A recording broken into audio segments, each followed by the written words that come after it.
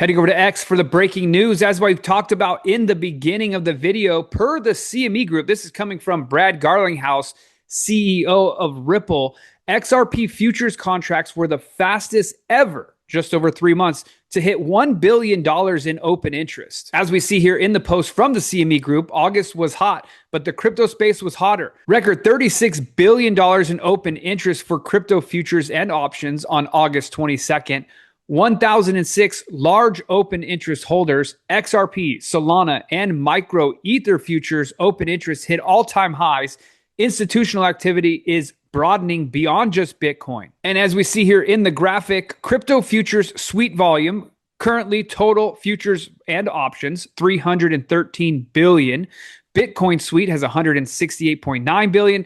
XRP suite coming in at 8.1 billion, Ethereum coming in at 127.4 billion, and Solana actually beating out XRP right now at 9.2 billion. In an interesting turn of events happening with World Liberty Financial, Justin Sun's address has been blacklisted for transferring $9 million worth of World Liberty Finance tokens. He's being accused of dumping all of his tokens, not just the personal tokens he has in his wallet because they blacklisted. He can't buy or sell tokens in that address. But there's rumors out there that all of the people connected to him and his ecosystem are selling their tokens, taking profits, driving the price down below 20 cents. Justin Sun did have a response to this. He said, our address only carried out a few general exchange deposit tests with very small amounts, followed by an address dispersion.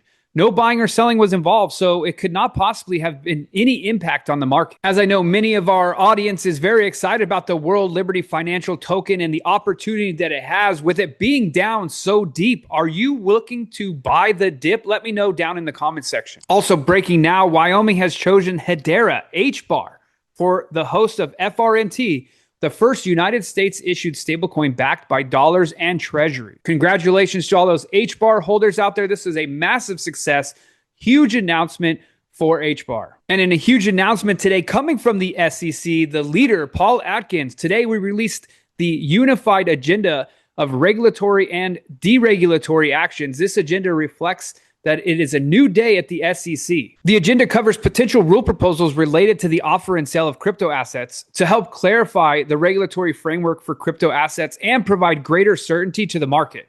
A key priority of my chairmanship is clear rules of the road and for issuance, custody, and trading of crypto assets while continuing to discourage bad actors from violating the law. It also covers a number of envisioned deregulatory rule proposals to reduce compliance burdens and facilitate capital formation, including by simplifying pathways for raising capital and investor access to private businesses. It discusses amending existing rules to improve and modernize them, as well as address disclosure burdens. And here are those 20 rules for update and launch. We have foreign private issuer asset-backed securities registration, evaluating the continued effectiveness, Rule 144, safe harbor, crypto assets rules enforcement, shelf registration modernization, and on and on and on. Now, as many of you know, I am a real estate investor in Southern California, so I do cover some important housing information as well. This was a massive deal we talked about at the office today. Housing data shows sellers now exceed buyers by over 500,000. Marking the largest imbalance ever recorded in the market per Redfin. So what does that mean? Well, if you're trying to sell your house, your high price that you thought you were going to be able to sell it for is not happening. In fact, we just purchased a house in Long Beach for a remodel. It's going to be worth $1.2 million when it's fully flipped. They had it originally listed at $1,050,000 and it needed a full remodel. We ended up buying the house for $900,000. So we did end up getting $150,000 off of the list price, which will basically cover the rehab costs for that house. And then the listing price that they had initially had it for is almost the fully fixed profit house. Also breaking today, Insight Bitwise, an analyst, views Pokemon and other TCGs as an emerging real-world play nearing the poly market moment. And if you're not familiar with a TCG, that is a trading card game. Also breaking news for the XRP Ledger, Common and B3 launched the first game chain built on the XRPL EVM sidechain. Pierce's Technology says a largely expected new utility for XRP and the XRPL EVM is here, gaming. And this is a great use case because it requires turning complete smart contract. And now it's possible on the XRPL EVM sidechain. Looking forward to mainnet. Don't wait and try some mini games on testnet. As you all know, I like to cover traditional finance besides just crypto finance. This is something that is very, very important because we talked about the labor market. It's crossing a critical threshold. For the first time since 2021, there are more unemployed than job openings. So even if every single unemployed person wanted a job, there's not enough jobs out there right now. And why does this matter? Well, because the United States has never entered a recession when it was labor supply constrained. As of this moment, it is no longer supply constrained, meaning there is a potential that with the economy going the way it is, a recession could happen. And in an interesting turn of events, the United States Treasury buys another $2 billion of its own debt. So usually the Treasury bonds that we sell off to other countries because they want to invest in America because they think it's going to do well long term and they earn interest off of that, those people are no longer coming to the table. There's so much uncertainty about what's going on in the United States that they don't know if they want to even invest here anymore. So what's happening? Our Treasury is having to buy back all of our own debt. Historical context shows that Treasury has used buybacks since 2000 to improve cash management and reduce refinancing risks, with a notable $70 billion program in 2000 to 2002. Recent data from the treasurydirect.gov confirms that these operations occur quarterly, aligning with the September 2025 announcement. Also, another big move for Ripple. The next chapter of our LUSD starts in Africa.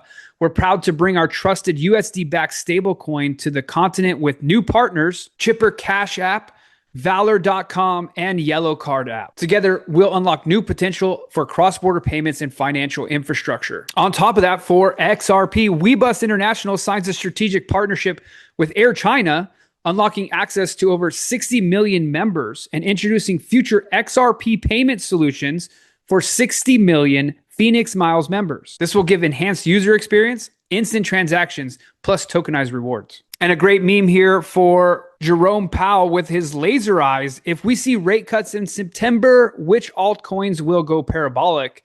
That's a great question. What are you looking at for altcoins to go majorly big in this upcoming rate cut season? Let me know down in the comments section. And our final headline, Coinbase CEO wants AI to write 50% of its platform code by October. He said, obviously, it needs to be reviewed and understood, and not all areas of the business can use AI-generated code, but we should be using it responsibly as much and wisely as possible. The percentage of AI-generated lines of code at Coinbase has more than doubled since April, according to the chart that they shared. It was at about 18%, and now it's over 40%. The increased integration of AI into workforce has sparked widespread fears that many roles will be replaced by AI in the future. And we're kind of noticing that with the jobs reports going down as we've seen. The New York Post recently cited Oklahoma tech expert who predicted the job losses caused by AI will cause a global population collapse from 8 billion to 100 million by the year 2300. But on top of all that, Coinbase is still continued to hire aggressively for engineers and developers, with nearly half of its roughly 350 current job openings seeking hard-skilled professionals, according to its website. So there are fewer crypto layoffs happening, but also fewer job openings. While large-scale layoffs have eased across the crypto market, industry recruiters have observed a significant tightening in crypto hiring since 2022, largely attributed to the AI diverting talent and capital away from the sector. And as we covered with the Paul Atkins post, the SEC's agenda proposes crypto safe harbors, broker-dealer reforms. Since the resignation of former SEC Chair Gensler on January 20th, many of the commission's decisions represented a complete about-face, dropping years-long investigations and lawsuits and issuing statements suggesting it would change its approach to enforcement. As SEC Chair Atkins has some authority to interpret commission's rules and guidelines over crypto.